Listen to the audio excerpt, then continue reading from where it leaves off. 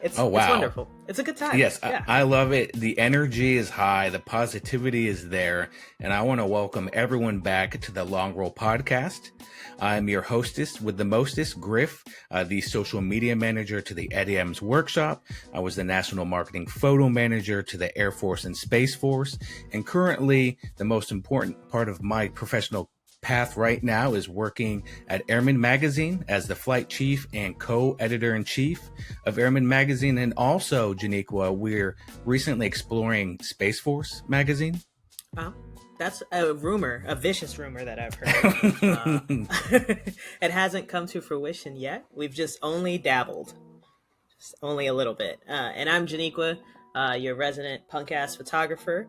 Love it. A patio garden enthusiast and lover of Asian cuisine. So there you go. Wow. See, I feel like you bring a lot more to the table on learning new things about hosts as guests come back or the audience comes back every week. And I can appreciate that, and I'm taking notes. Yeah, I'm never going to lean into my photography as the most interesting thing about me, simply because people could argue. So, for the sake of argument and curiosity, I'm curious to know and get your thoughts on what does it mean to you to save the planet? So for me, I was born in 1991. A lot of TV, I feel like back in the day, was focused on conservation and energy. You had, the illustrious, and some would say, infamous Captain Planet, with his powers of earth, fire, wind, water, and heart. But then I also remember this great episode of Rocko's Modern Life where they sing a song about recycling. And I think never saw that. It's like RECYCLE recycle, CONSERVE conserve. Don't you POLLUTE pollute the river, sky, or sea, or else you're gonna get what you deserve. And wow, that's it. That's it for me. Wow, how do you pull that out of your back pocket? That wasn't in any pre-production. I'm impressed, and I think we're both impressed with ourselves, and we've definitely outdone ourselves when it comes to this podcast with this week's guest. When you talk about heart and Captain Planet and saving the planet that all of us reside on, we have our incredible titan of the industry, Cristina Mittermeier. She is incredible. She is the co-founder of SeaLegacy, disrupting all of these capitalists that are polluting our oceans, our water, our planet. They're fighting the good fight, and they're inspiring us all with a lot of incredible imagery and stories as they document and share with the world. Then there's also 100 for the Ocean, where she gets a lot of other incredible photographers to collaborate, donate their prints, and they raise funds and sell these incredible prints to all of us to help fund fighting the good fight. Yeah, which is, I think it's a brilliant way to get people to, participate and also learn more about what they can do for conservation. Nothing intrigues people like when they receive something for doing something good. Yeah. Right. No, 100%. And I know I could go on and on of all the things that we love to see her in, like the National Geographic photographer, very first episode with her and her husband, Paul. There's also her new book that she's getting ready to release, Hope, which she talks about some of that in this week's episode. It's incredible. If you haven't seen the images, if you haven't seen any of the book yet, it's on her social media, it's on the website. Go check it out. Go secure your copy. Find a way, get it, because it's incredible. It looks beautiful, and it's definitely worth your time. But when it comes to the conversation we had, I was definitely excited to learn so much about her, to get a peek behind the curtain of her origins. And traditionally, we think of photographers and these titans that we're able to have these conversations with, and we hear about picking up the camera and learning the tools and techniques and then going to find their purpose. But for her, that's not the case. And I think that's an incredible perspective. For her, it was about screaming from the rooftops about the conservation of the planet and navigating the crazy world of science. Yeah, she's definitely got a bigger brain than me because I couldn't get a science degree and then decide to help use, photography and my skills in photography in order to get people to understand what's happening on the planet and to the planet. I think, a lot of times, like, the camera can be used as a tool either to lift yourself up into the sphere of, like, being a phenomenally world recognized and world renowned photographer, or to, put a spotlight on things that you notice that are happening to or with other people in order to make, I guess, bolster their voices and put them into the front of people's minds.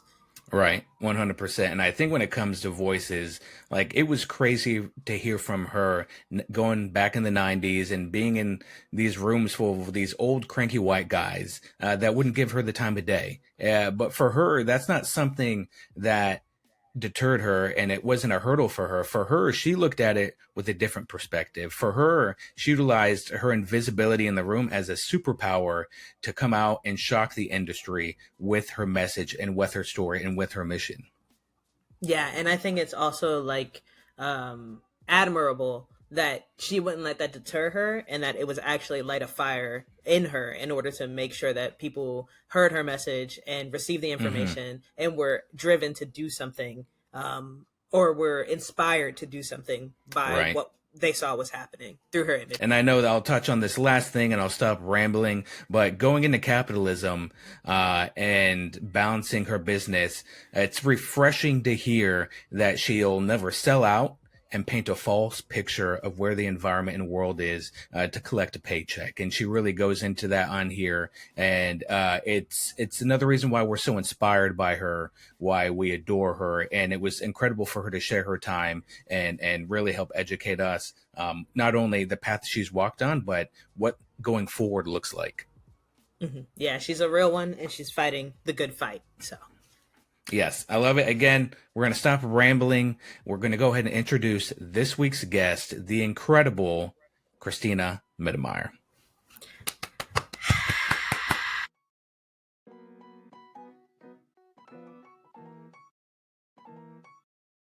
Awesome. And Mitty, welcome to the Long Roll Podcast. It is such an honor to be here. Thank you. Oh, the honor is all ours. I know Janiqua and I are over the moon to have you here. It's just crazy enough with, I can only assume, a hectic schedule for you to make time for us, the Eddie Adams community, and all of our listeners. To me, it's like speaking with I am speaking with a titan of the industry, but it's like a celebrity because I know Janiqua and I have watched your episode on Photographer, and I caught wind of it because a friend, Dan Winters, he's an incredible human being. He's like a pop. He's Janiqua and I, who were both in the Air Force as Air Force photographers. He has this huge not fixation, but a huge excitement around appreciation for military history and technology, and having that connection to where I saw him promote the show and I watched his episode, which was incredible. Then yours plays because it's the first one right after that. I was just shocked. I was like, the risk that y'all take, the not just with the environment, but with the capitalism and people that are challenging the destruction of the planet, and the position you and your husband and your team put yourself in to capture that and to put that on a platform for the rest of the world to see what's going on. We're just blown away. So thank you for that. We love you. And I know I'm going to stop rambling, but I'll get to the first question. And I know the show does this incredibly, but we like asking people their origin story. We all have an origin story of not necessarily when we picked up the camera for the first time to take pictures, as we are on the pursuit of being a professional in this craft, but when did we get introduced to the world of photography? When did we get introduced to this world of art? Can you share a little bit of that, a peek behind the curtain? Yeah, well, thank you. First of all, it's a huge honor to be in this particular podcast because you guys are giants in our industry. And for any photographer, especially those starting their career, just the thought of attending one of your workshops is like going to Mecca. And as a young photographer, I never had that opportunity. And I always looked at other colleagues with jealousy, the people that were going to teach, people that were taking the workshops. And I was like, darn. So it's an honor. Thank you. So I have a different origin story to most photographers because I was not interested in cameras or photography when I was growing up. That was not the genesis for me. For me, it's always been the concern over the planet and how can we shout from the rooftops so that people will pay attention and change. And I started with science and pretty quickly discovered that science is a very difficult language for most people and one that has no emotion. And so I stumbled upon photography, just hanging out with people who were photographers. And I borrowed cameras to start taking some snapshots. And thank goodness that there was an inkling of talent there. That's a little bit more than an inkling. Oh, yeah. But I remember, those first years that you don't know what talent looks like. You don't know what a portfolio looks like. I mean, it's just such a long journey to become a photographer. So it's good to be here. Yeah. I'm sorry. Go ahead, Janiqua.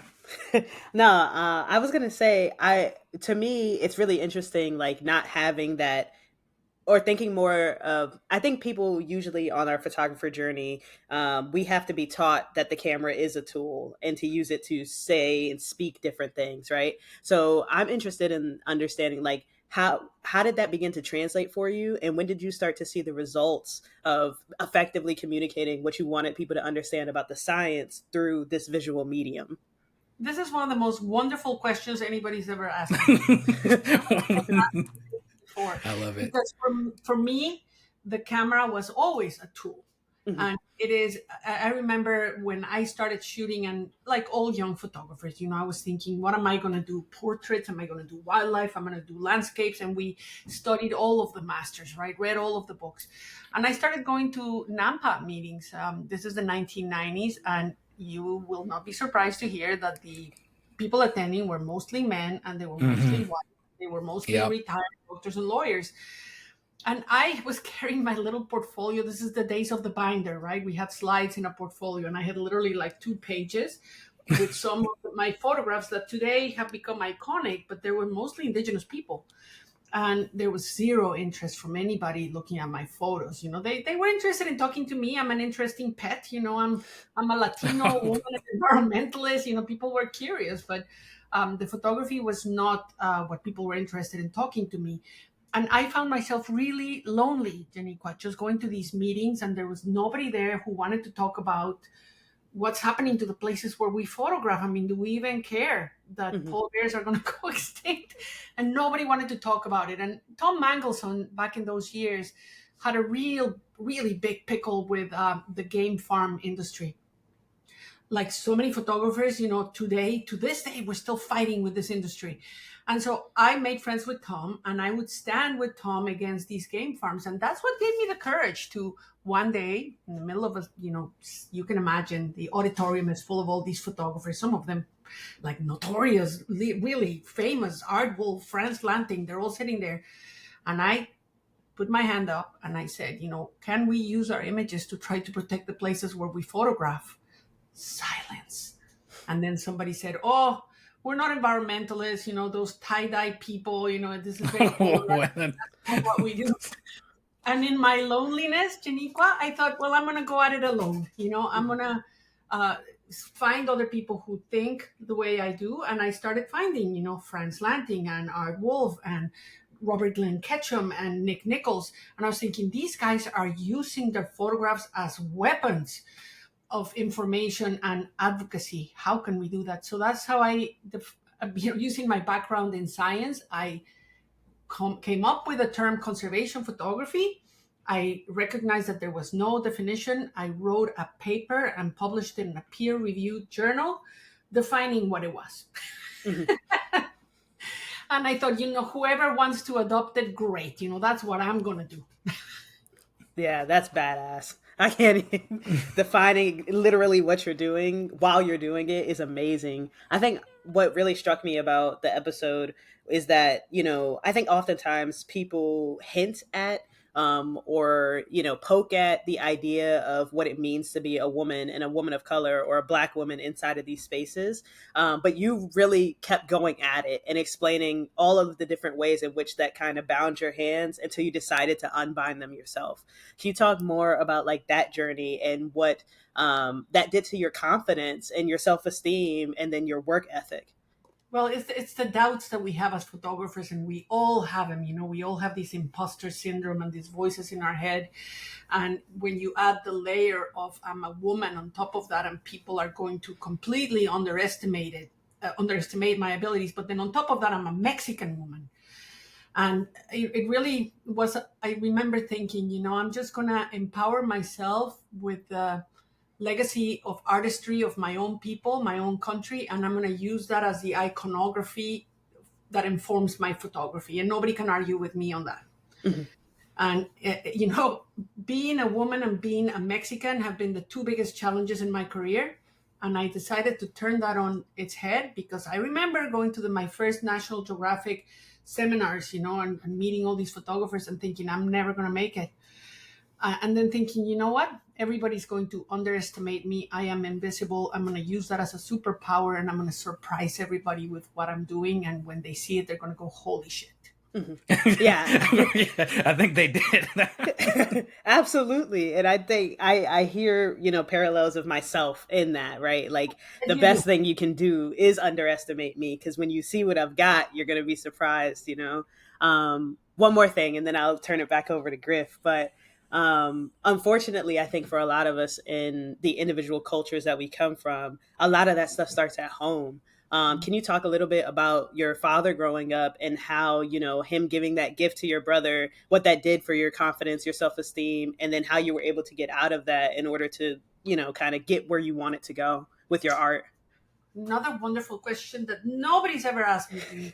And this is a really interesting, because as people of color that come from third world countries or, marginalized communities, and I wasn't, I come from a middle class privileged family, but there's an inheritance of cultural expectations and behaviors that you carry with you like baggage, like these bags that you carry in. For me, part of that was an alcoholic father who was very mean and abusive, and very diminishing. He had 4 daughters and a son, and my brother was everything. And the girls, we were just there to fetch him another beer. And I never want to lead with that story. That's not the story that people know about me, because it's such a cheap shot. It's just like shooting fish in a barrel. Like everybody's going to love me because I come from that abusive father. But that's where I come from. And the biggest challenge was hearing no for an answer at every turn. I want to be a biologist. No, that's not for girls. I want to be an artist. You're going to starve. That's not for girls. Whatever. My mom championed me, Janiqua. And it's, holding on for dear life to that person that's willing to risk for you to go and do whatever it is that you want to do. And I look back at my sisters and I look back at my friends from back then, and very few escaped the destiny of becoming a middle-class Mexican housewife. That I would rather die than be that. So how's it going, Long Roll family? I wanted to take a second to share something that I feel is very important.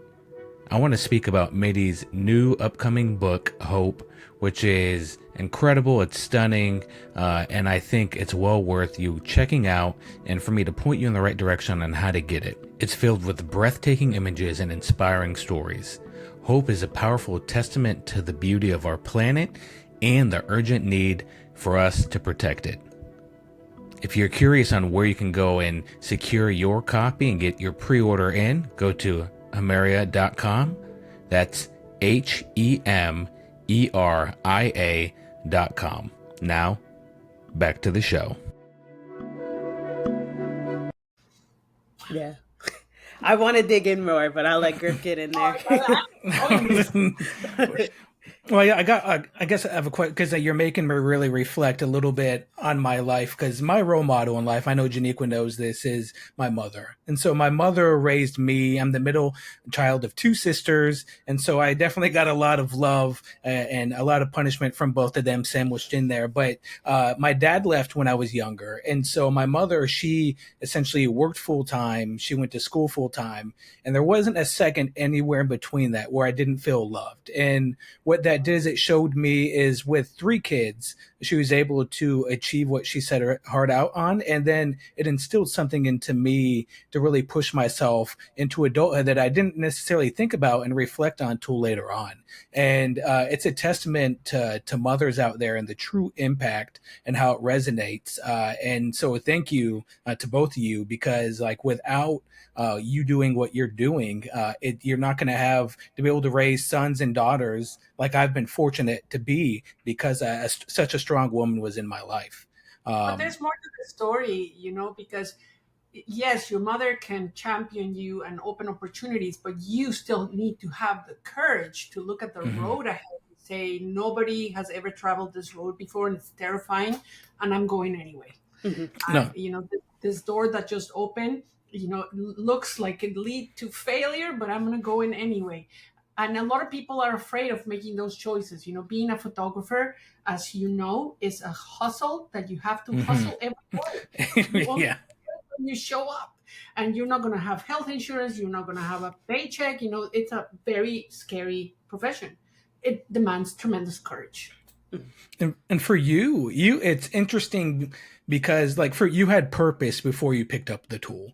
And I think in a traditional sense, a lot of times we think of someone picks up the tool and learns the craft and then they go search for purpose and they try to articulate that. And so your perspective and your path, to me, it's very unique and it's valuable for a lot of aspiring young emerging talents or just someone picking up the camera for the first time to look at what they're doing with a perspective to maybe I think increase the dividends from how they're investing into this path, this field, like you said, that doesn't have a lot of essential return, at least when it comes to like something that you can sustain a healthy lifestyle balance, right? Especially for like what you do and what you've built. A lot of photographers begin their career with the question in mind, how do I become famous and how do I make a lot of money?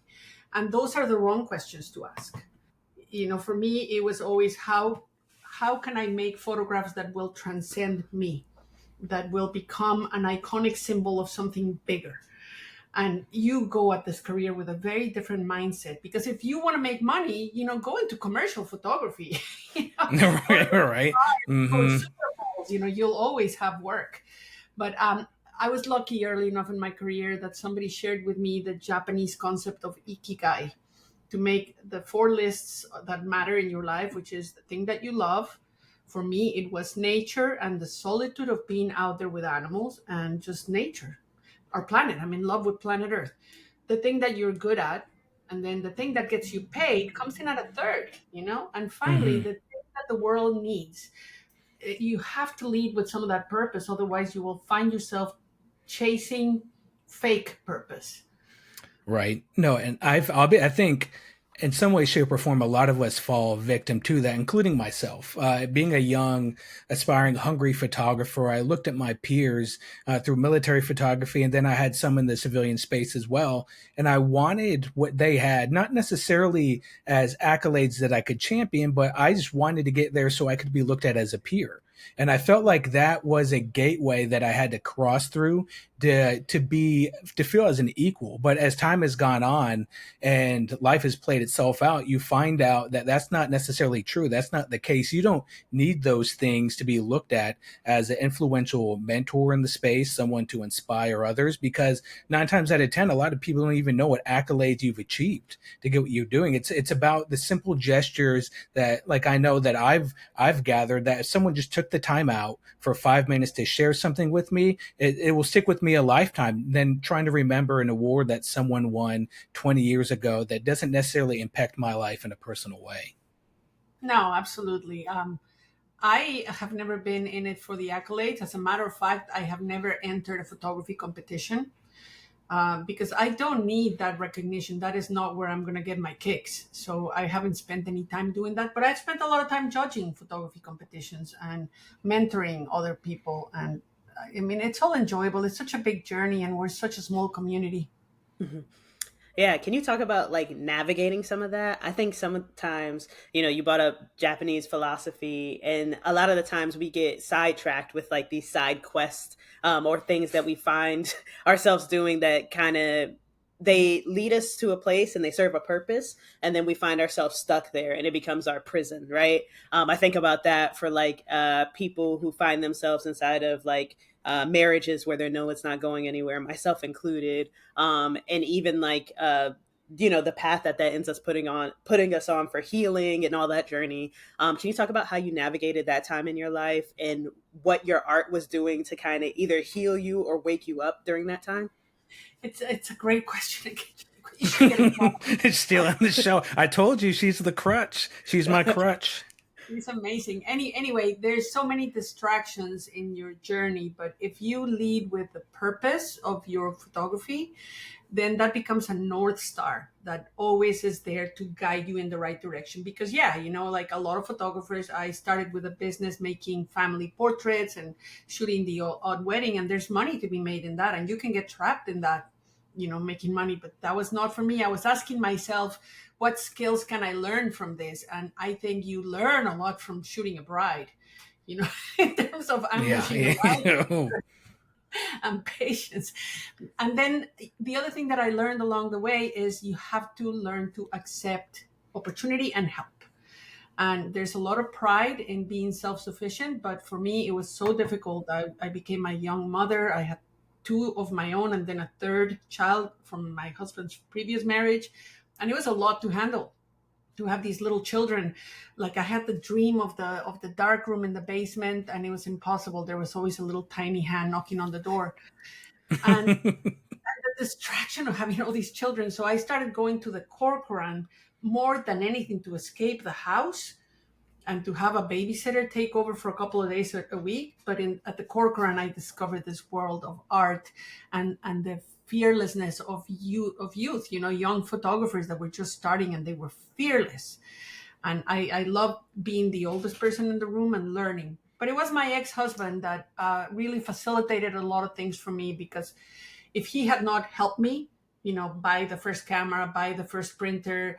I mean, my first exhibit was at the local library, and I had to go buy all the frames from Michael's, and I framed it myself. Mm-hmm. All that required a community of help, and you have to accept that help. But yeah, a lot of distractions along the way.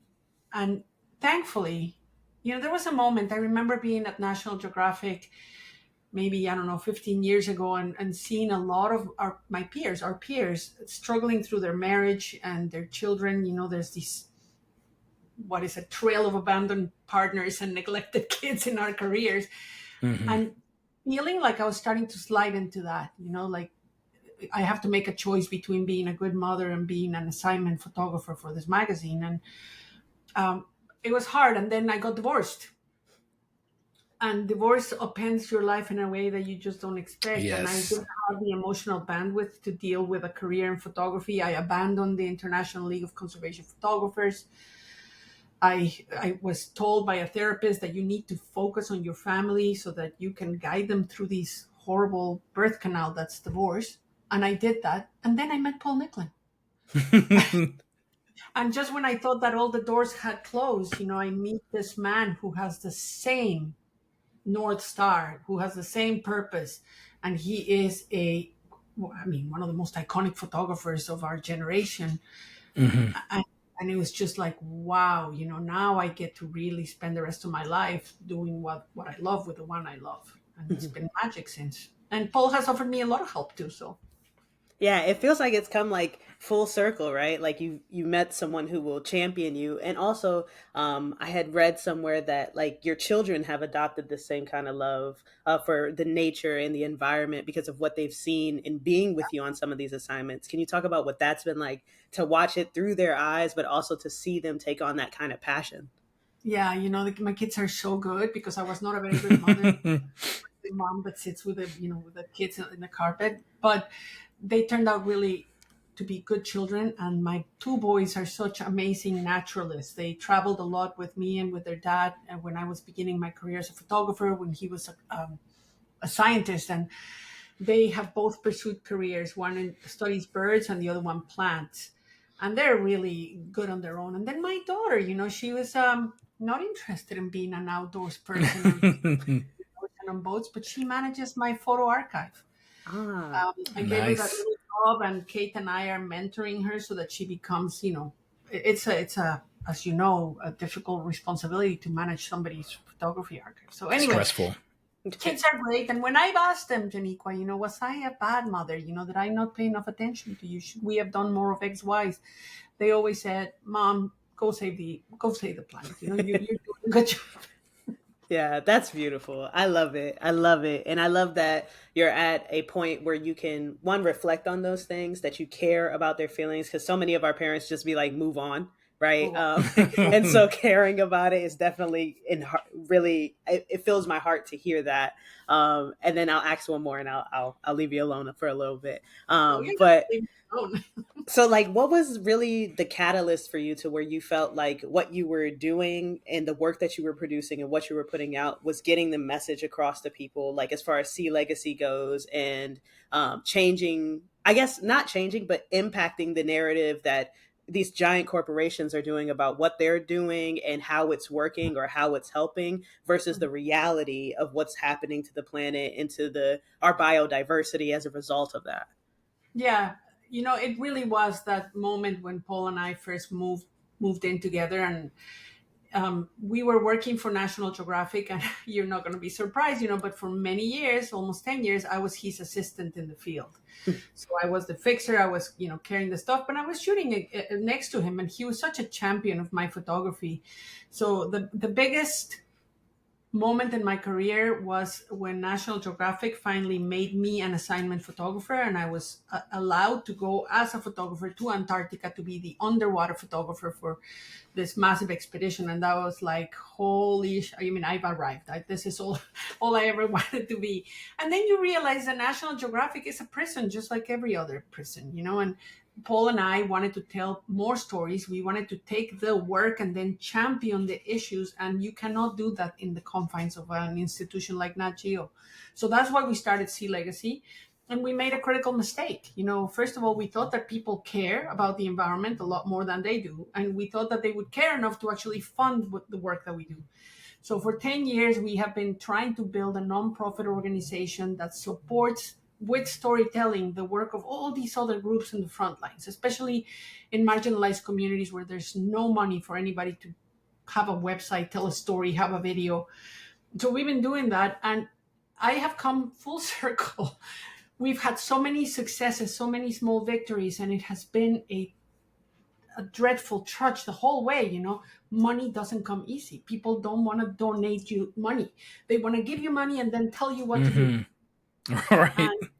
And so we have finally come to the realization that and literally last week, I met with Chris Tompkins, who is the former CEO of Patagonia, and then she married Doug Tompkins and did all that conservation. And she said to me,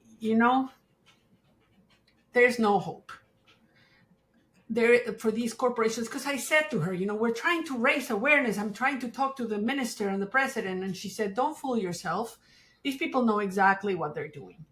They are very aware of what's happening, and there's no moral ceiling. They're choosing not to end the path that we're on, And she said, the better question that we need to be asking now is, what is the acceptable collateral? How many million people are is acceptable to die in these countries? How much wildlife is it acceptable for us to lose? And then just tell us, so that we know where we're standing, instead of using people like me to peddle false hope. So I'm very angry. I'm very upset at the way that the world is going and just the apathy that there is. But I have achieved a stature in my career as a photographer that I actually get invited to speak at these places. So I'm going to the World Economic Forum in January at Davos to speak. I'm going as a cultural ambassador. Oh, wow. Come in with my cute pictures to make them feel better, but I'm not. Yes. I'm going to be asking them this question, you guys know what you're doing. So yeah, just tell us, how many of us need to die so that you can continue making profits. If you don't step in, Griff, I'm gonna get started on capitalism. So you know, I mean, I would like one follow up, Janiqua, because I feel like I love where this is going, and I don't want to disrupt this rhythm. I'm just going to sit back and take a sip. Oh, I mean, Oh yeah, so I'll do it. yeah. I'll No, go. it's you. It's All you. I have right. some questions, but it's on some little more of the thought process on like choosing again how do you balance like making a choice from getting the client what they need based off of what you feel actually would support an initiative. But I know we can get all that in a minute. Janiqua, I'm gonna leave it to you for some incredible follow up questions. So for me, right, in my little book reading and stuff that I do, I think, we're in an interesting age in which like capitalism is outshining almost every other thing, right? Like you mentioned, some of these larger photography companies, we think that they are going to set our talent free, and we'll be able to tell all the stories that matter to us and stuff, but it's within the confines of what makes a business successful. So it becomes less about the art or the message and more about how do we sell it? How do we get people to want to pay for it? How do we get them to buy it? And so while it's disheartening to hear that continues to happen even in nonprofit, it's refreshing to understand that like you're not trying to paint the narrative that everything has been solved and it's all good, and that there's this anger that I feel is righteous anger behind the choices and the decisions that you all are making. When you ask the question like how many of us is acceptable, it's a really interesting question to pose, because it does make you wonder that, right? How many countries have to feel the effect first before we step in? How many Black and brown people have to be impacted to the point where their lives no longer look the same before we do something? Can you talk more to some of the cultures that you've seen in the past, some that may have disappeared, and what it's like watching that in real time while you feel like you're screaming into a void? Yeah, it's such an interesting question again, Jennifer, because I have, I mean, I hate thinking and sounding like this, but I have such empathy for other people's, and I've spent so much time sitting around campfires with people of all races and around the planet, sharing the same concerns, and especially when they are not aware of what's happening and you know what's going to hit them, it's when you feel the worst. But there's also other nations. I've spent enough time in the water with whales to know that they're a different nation. We just don't speak their language and we don't understand what they're doing. But the way that they're treated and the way that they're discounted, so easily disposed of. But I just came back from the Great Barrier Reef in Australia. And as a young person fascinated by the ocean, I always wanted to go and dive there. So for me to go and spend time when the reef is dying and 90% of the reef is bleached, Mm-hmm. I mean, what I saw was a cemetery of reef, and it breaks your heart. And I want to come out of the water and scream at the top of my lungs, what the hell are we doing? We're about to lose something that is. I was talking to the head of sustainability of, I don't even want to say the company Disney. They wanted me to come and speak. And I said to the guy, the reef, the Great Barrier Reef is, dying. And he said, oh, I'm glad I didn't get my PADI certification. And I was like, see, this is the problem. How is this about you? Mm-hmm. Like we're losing an ecosystem that we may just need to survive. We don't even know how our planet works. We don't know that all the pieces that are there are needed for some reason that may not be how we see it. Anyway, I'm pissed. I'm really upset. 100%. But Jeez. I've And spent, so, the Cunayala people in Panama. We were invited there to photograph and film, and I was there 30 years ago, and it was paradise. And today they are literally going underwater. They were just starting to move some of the communities to land, and the housing is horrible. It's just like these tin houses that have no resemblance to the beautiful island that they came from. That's the future. Mm-hmm. And so for your critical thinking, and like this is infuriating, and you're there, and it's hard to embody that within an image or a video. And Yeah. what you and your husband do are incredible. You do that in an incredible way. How do you approach capturing these images to try to incite a reaction from your audience or from any platform? I realized early on in my career, especially because, like I said, I've judged so many competitions, that you can elicit a big reaction from your audience with a confronting image, and a lot of photographers do that. But Hmm. I paid attention to the great civil rights activists who gave us the playbook. Dr. Martin Luther King. He fought as big a fight as the one we're fighting now, and he didn't start the speech by saying, "I have a nightmare." Hmm. He told us what the dream was, and he told us what we should be looking, aspiring to. So that's what I try to achieve with my photographs, a reminder of just how special, how beautiful this little planet is. And, you know, of course, that's where we want to arrive if we win one day this battle. Hmm. And then Dr. King reminded us that we're in the shits. We have, to this day, a long way to go. And that's when you come up with an image that's really confronting, that really disturbs your audience, All and right. you don't let them dwell there for a long time. Then you pick them up again and you show examples of how it could be. Hmm. We Hmm. did the work. And Yeah. I can only, I'm sorry, Janiqua. No, no, go Okay. ahead. So I can only imagine it's overwhelming. I know with what y'all shared, like in your episode, is you receive a lot of messages and cries for help and screaming for support. And I can only imagine that being overwhelming, especially when you witness a lot of these things firsthand. Like, how Yeah. do you navigate which ones that you can actually dedicate your time to give it a platform to try just at the opportunity to get people to take action? We just did something so beautiful, Griff. Paul and I overwhelmed. It's like we can't take all of this on. So, especially because there's just not enough funding to answer all these calls. So, we came up with a brilliant idea. Let's call on our own community. And we literally sat down and we phoned 100 of our best friends in the photography community. And we asked, would you be willing to donate a print to raise money for the ocean? And without exception, they all said yes. And so we had 100 for the ocean, and we've done it 2 years in a row now. We've raised almost $1 million to help support ocean conservation organizations in the front lines who are invisible with the communications.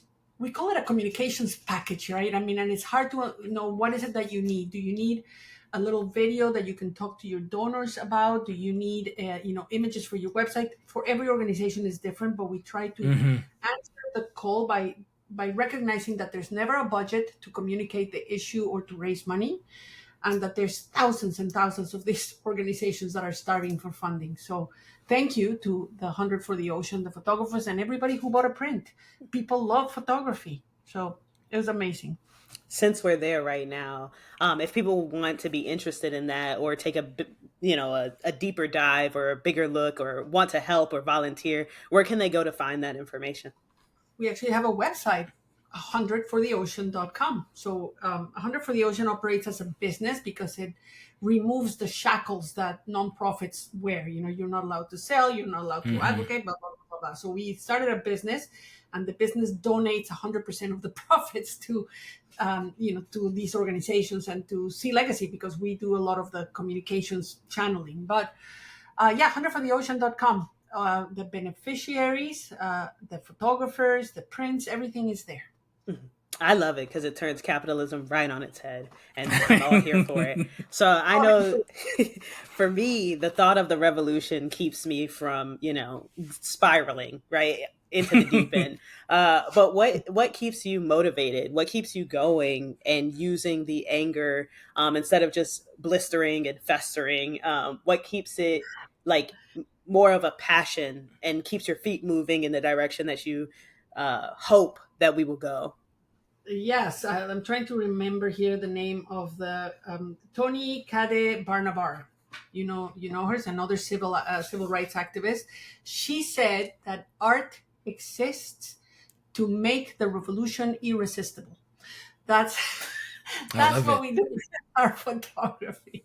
And it's not something I said, but when I read it, I went like, ha, that's exactly why we do the thing that we're doing. And I am so pissed, Janico. I'm so angry because I'm getting older, you know, and I've been doing this for 30 years already. And I'm like, I can see 60 now coming.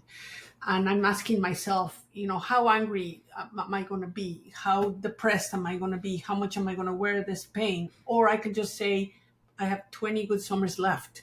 How do I want to spend that time? Mm-hmm. And so I am at that crossroads right now. And I don't just deal with my pain, but with Paul's pain. And he gets even darker than I do. And it's hard to pick him up.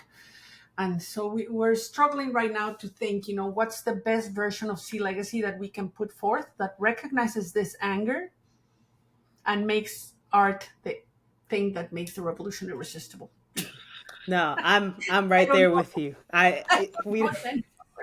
It's why, and it echoes in so many different ways, like not just with, you know, conservation and protecting the planet, but also with, if you think about feminism, if you think about integration, it's like, these women in my family went through this already. How much longer, right?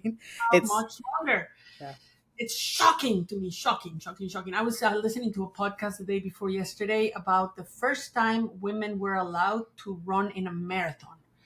The first time the women were allowed to run the 800 meter, and the lies that were told about, oh, they needed medical attention. Of course they didn't, you know, and you think that was 1966 is the year that I was born. This is in my lifetime.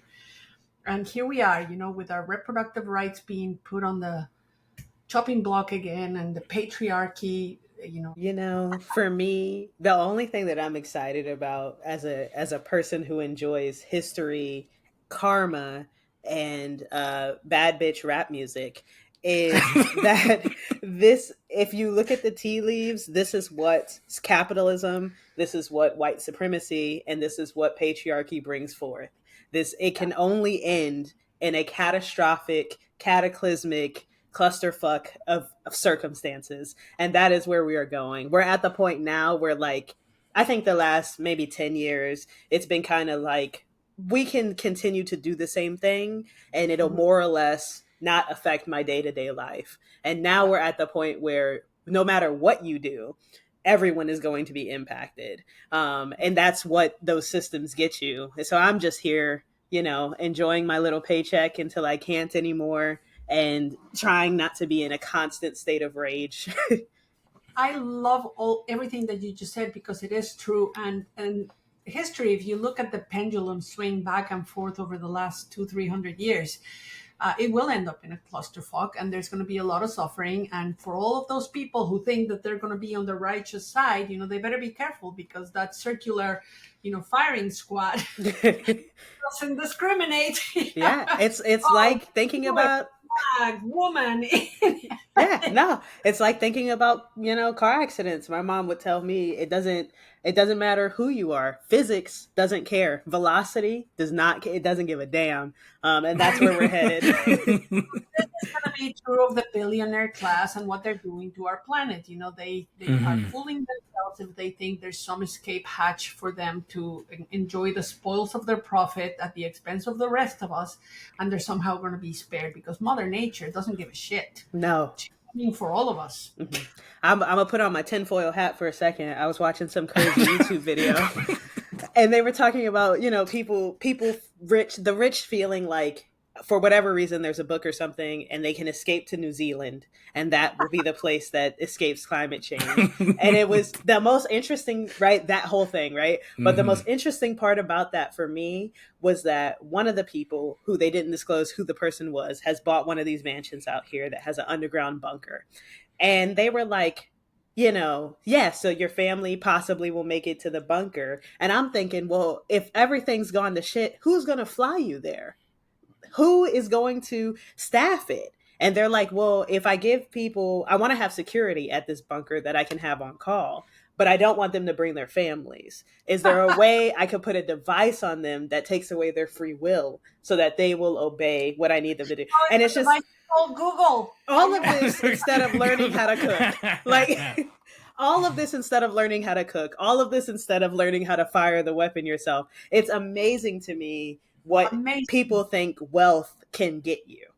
And it won't get you anything, I mean, so I'm going to Google Camp as well. And I really look forward to having these conversations just to say, you cannot sell us anything that you're trying to sell us on a dead planet, or on a planet where 90% of us can't afford rent. Like, who's going to be your business base? How do you continue to generate profits? I have these very Right. morbid apocalyptic yeah, I love movies. I love end of the world movies, because I'd love to be a fly on the wall just to see how it all shakes out, and who survives, if any, at the end. And how does it sort itself? Somebody said to me, Earth will Earth. She'll carry on, maybe with humans, maybe not. But wouldn't it be amazing to come back 10 million years from now just to see what creatures evolve from this and hmm what We're long happened to us? forgotten. What The world's whatever going to be a lot better, forgetting about hopefully our small impact on its long term, I'm like, whatever prosperity. it is, it'll have a cell phone sticking out of its forehead.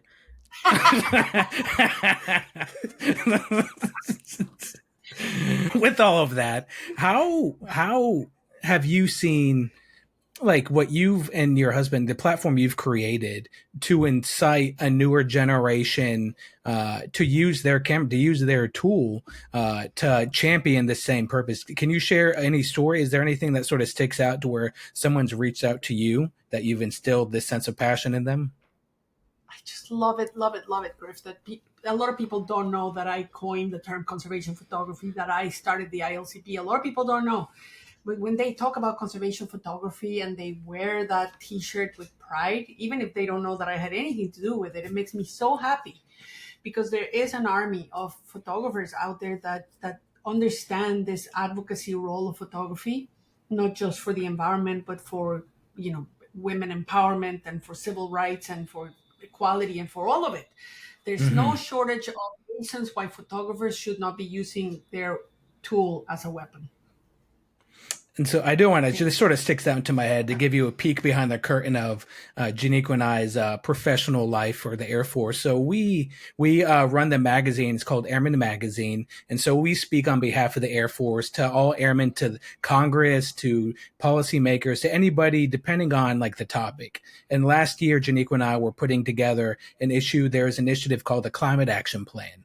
And essentially, it's designed to where it's like, what is the Air Force doing? Because the Air Force is the biggest fossil fuels emitter in the entire Department of Defense. And so we have the biggest footprint. We're making the most emissions just because of our operations and what we do day to day. And so there's an initiative put behind to where there's a lot of things to reduce our carbon footprint, to where not the biggest, but we're not going to be in that conversation as we are now. And so we try to put a lot of effort into it. There's some good things being done. It's more of like a speck of sand at the beach, in our opinion. But the beauty and the way that we've disrupted the ecosystem in the government landscape is we initially called it the green future. And what we learned by releasing this issue and talking about these things, that this was during the last continued resolution where they're talking about shutting down the government. Well, there was a congressman that ended up seeing our issue less than 24 hours after it was released. And they ran down to the Air Force, the Department of the Air Force's office. And they said if they didn't take down this issue immediately, that they're going to propose to defund the Air Force, because the Air Force is woke and were meant essentially just to drop warheads on foreheads. And so even though we were following, again, this initiative set on behalf of the top person in the Air Force, and we did nothing wrong, there are certain taboo things that certain policymakers just don't want used and associated with our day-to-day life, even though we do it and live it and breathe it in conversation. Janiqua and I unknowingly almost got the Air Force shut down, because we're talking about reducing our carbon footprint. That's amazing. Have you ever heard of a term called the overthrown window? Mm-mm. You have to look this up. So it was a term that was coined in the 1970s by the pundits, and the overthrown window basically is the public discourse that the American public is willing to have. And so in an ideal democracy, it should sit right in the middle, right where where we debate. But the overturn window, the way you move it is by saying something that's so outrageous and out of normal that you move the window. So that's what Donald Trump specializes on. He will not just say, it's bad policy to have too many Mexicans immigrating. He says Mexicans are rapists and criminals. That's Mm-hmm. And so anything that is to the left of that becomes normal and it becomes acceptable. Mm-hmm. So part of the work of advocacy is moving the overturn window to the middle. We're not asking for anything ridiculous. We're asking for the opportunity for life on Earth to persist. And we have to say things that are a little outrageous, and that are a little revolutionary and that are a little uncomfortable, in order to move that window back to where normal should be. It's really interesting because I think oftentimes we have the conversation like people will travel to another country and see how they do infrastructure or see how they do public transportation or something like that, and we'll make the joke as Americans that these people are living in 2050 or 2030. And it's recently been explained to me that they're not living in 2050 or 2030. They're using their tax dollars in an effective and efficient manner to make the public's life better, to make the quality of life in the city easier. And so the overthrown window to me is super interesting in that respect, because what if we were just doing things that made the citizens' lives easier? And then which gets you to thinking about why don't we, Well, to your point earlier, Janiqua, the clusterfuck that's coming, because regardless of who's elected, there's going to be a lot of hurt.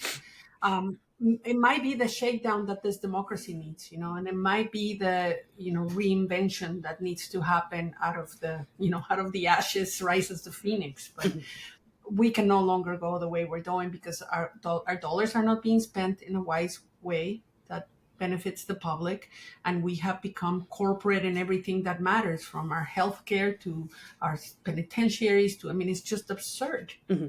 Yeah, it's getting very Hunger Games out here. Well, so this is, it's not a little, it's a lot scary. It's terrifying. Mm-hmm. No, I like, me leaving. So like Janiqua and I being under this umbrella, the safety bubble of the government and the military, like we're really cushioned from a lot of effects that people that aren't in the military feel. So when COVID comes and it shuts down, a lot of people lost their homes, lost everything, lost their lives. And for us being in the military, it affected our day to day, but we were still getting paychecks. We were still being taken care of health care wise. There was a lot of restriction hurdles, but we were sitting off a lot better than a majority of the rest of not just America, but the world.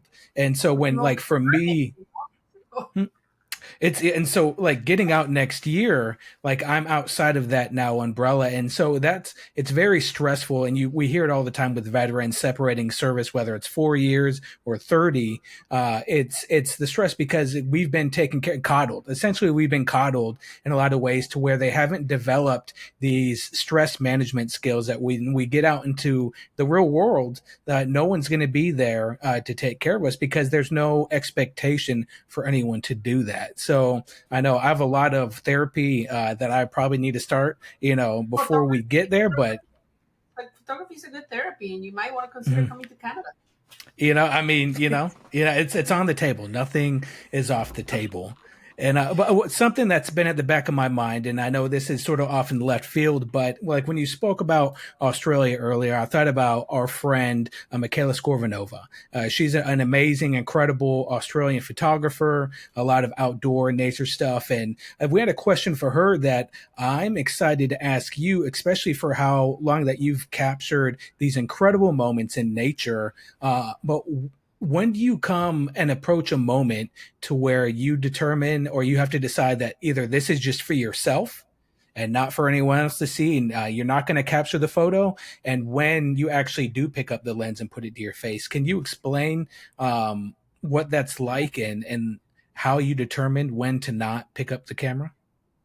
I think when I was starting my career, Griff, many years ago, I had a bitter lesson where I was cowardice and I didn't make the photographs that needed to be made because I didn't want to upset the person that I would photograph this woman that lost her baby, and she took the body out of the ground and she was carrying it around, and it was just such a dramatic photograph. And I just didn't have the journalistic chops to actually do the job. So for years, I have pushed myself to the front of the cohort of photographers. I have made other people upset, because I get so focused on what I'm doing. But as I'm getting older, it matters less to get the photograph and it matters more to remember the moment. And I'm just putting my camera down a lot more. Especially when you are so aware of what's happening out there. And I'm thinking, I don't know how many more encounters like this I'm going to have. I don't know how to apologize to these animals for what we've done.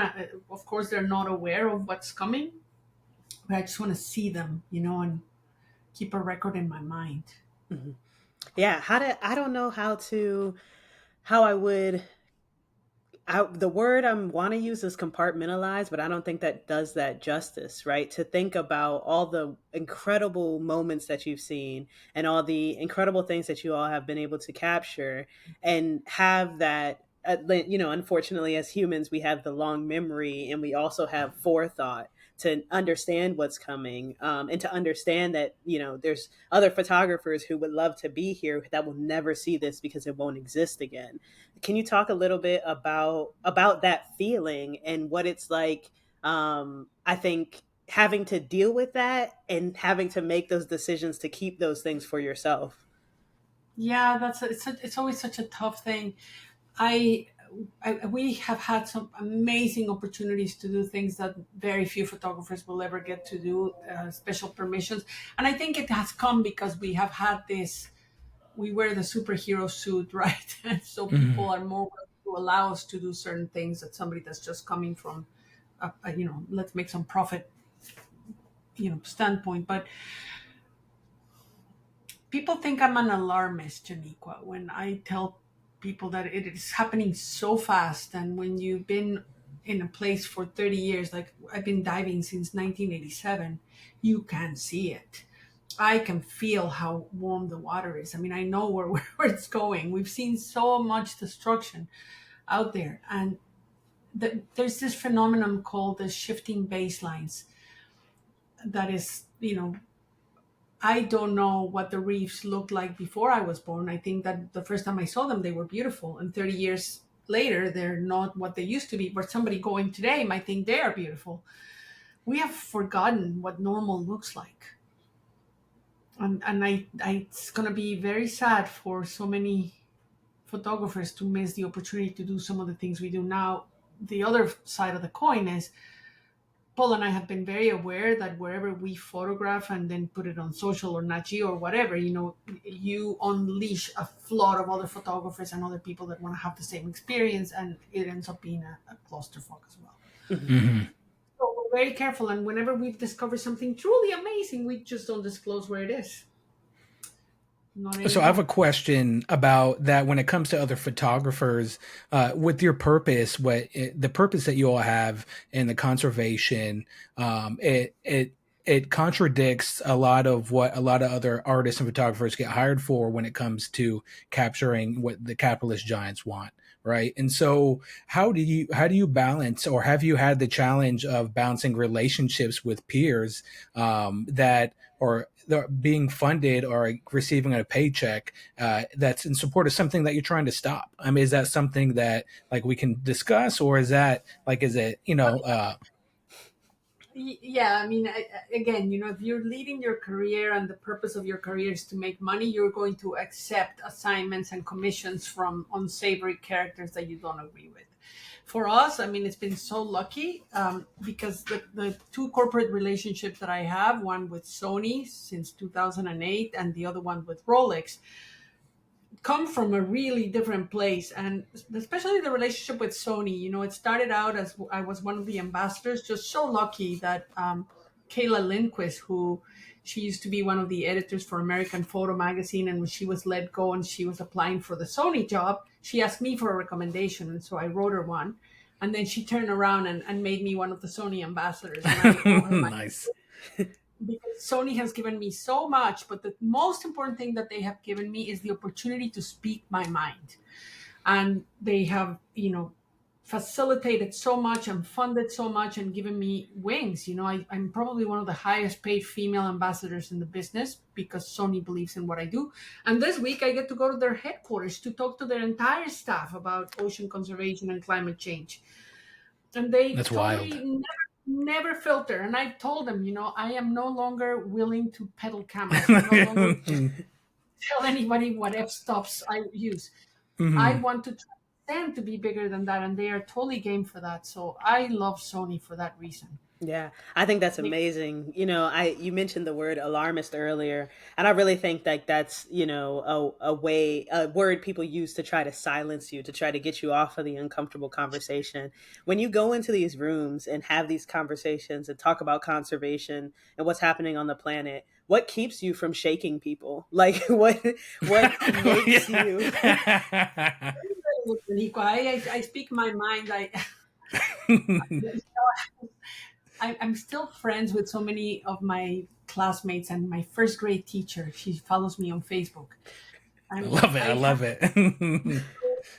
Of her explaining to my mother why I was always in trouble in the first grade. And she said it was because I was, in Spanish, the word is claridosa, but in English, it's blunt. Yeah. Been blunt, and that's my intention. I'm going to go and shake them up. I'm going to say you can't sell cameras on a dead planet. So what are we going to do about this? Right. Yes.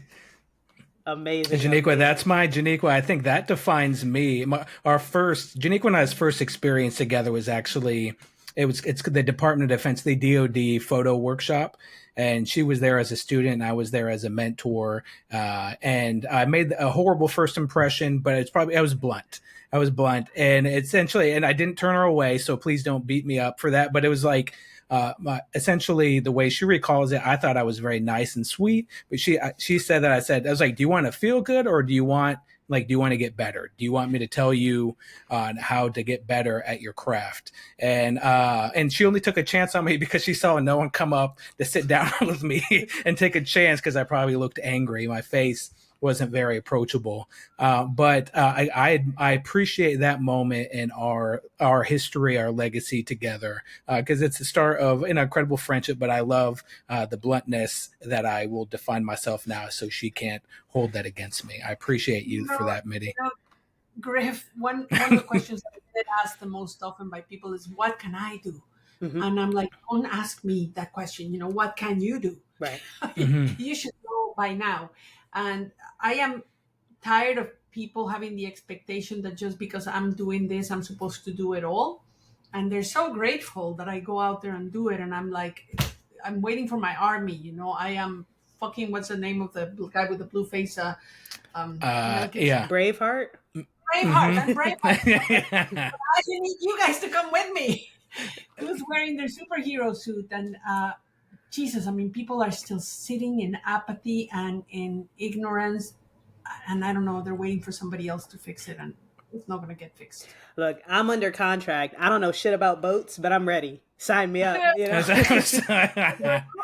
Diving. Yeah. Well, I mean, I love it. I'm gonna leave you with that thought. I have 20 summers left that I know I'm gonna be able-bodied and healthy. In God's grace, I will live 20 more summers. How do I want to spend them? Yeah. And so, I mean, I have nothing. So I know we've had you for an hour and we respect your time, but we have one question we love asking, because for some people it's torture. Sometimes it's torture, sometimes it's fun, but it's up to you. And I'll leave it for Janiqua because her delivery has been impeccable today. I'm grateful for her, and it seems fitting that she closes us out. Yes. So I'm going to dig into your brain a little bit, frontal lobe, and just ask, of all the incredible work you've been able to make and all the incredible things you've been able to see, what is your all-time favorite photo? It can be one you've taken, one you've seen, one that inspires you, one that has your heart today. But when you think about that question, what comes to mind? And then what do you want people to know about that image? When we become mature photographers, you're able to foresee so much more than when you were beginning. And I have started to develop this ability to see where my photographs are going to live. And there's a photograph I recently took in the Omo Valley of Ethiopia. And it's a young woman and she has this bouquet of flowers in her hair. And I know how hard her life must be. There's an enormous incidence of rape and incest, and there's drought and starvation. I mean, this girl does not have an easy life. She takes the time to be beautiful and to pose for my photograph. And when I was making that portrait, I knew immediately that she was going to be the cover of my next book. I didn't know what book it was going to be. But when I came back, the opportunity to publish a book of my doing and my liking came up. So this publishing company in France basically said, why don't we flip the narrative on how to make a book upside down? And instead of us taking a financial risk and then leading the production of the book and the editorial development with the question of how do we make money from this book, let's take the financial risk and off the table by having your followers pre-order the book. And so we did. And it was an incredible success. The response was amazing. But I think it was the response to the title of the book. And what I want to be really honest with people about is the title Hope came from a really dark place. This deep pain and anger that I'm feeling, and the necessity every morning of getting up and making a choice to remain hopeful and to look for hope in others, because otherwise, what are we going to do? So that's where the book came from. And it's been so amazing to make it and to see the portrait of this girl exactly how I imagine it. It's just such a, I think I'm finally a photographer. That is wild to hear from you. Right. That's an interesting way to end this. It's like, then what the hell am I doing? I'm a toddler with my finger on the shutter. That's essentially where I'm in utero. It's not even. Because we're told to pre-visualize, and yes, you can pre-visualize the photograph, but when you can see the journey that this photograph is going to take to actually make a difference. What I didn't know is that Robert Redford was going to offer to write the foreword. Jeez Louise. Wow. Yeah, that's amazing.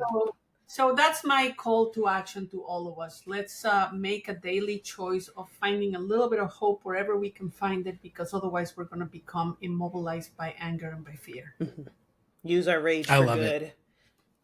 Yeah. I love it. I mean, I don't think there's a better note that we can end on than with that. But Medi, from Janiqua and I, from the bottom of our hearts, from the Eddie Adams workshop in the community, thank you for your time today. It's amazing. It's been over an hour already. I wish we could go for 5 more. I think we'd unearth a lot of things and trauma within ourselves, and there'd be a lot of healing. But thank you for your time today. We're grateful for you, and definitely we'll be keeping in touch. One of my favorite podcast conversations of all time, and thank you for interviewing. Oh wow! I retire. Hey. I retire immediately. That's it. Cancel them all. Go be woke.